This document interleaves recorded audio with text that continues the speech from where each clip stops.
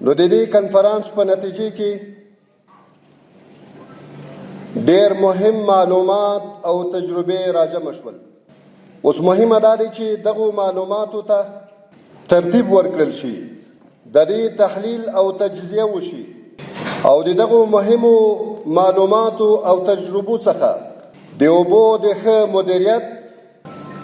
حفاظت او مهار کولو په برخه کې چې کوم پلانونه، پالیسۍ په مجموع کې تقنینی اسناد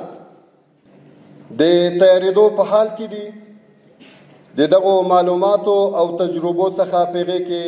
ښه استفاده وشي تر څو دغه تجربې او معلومات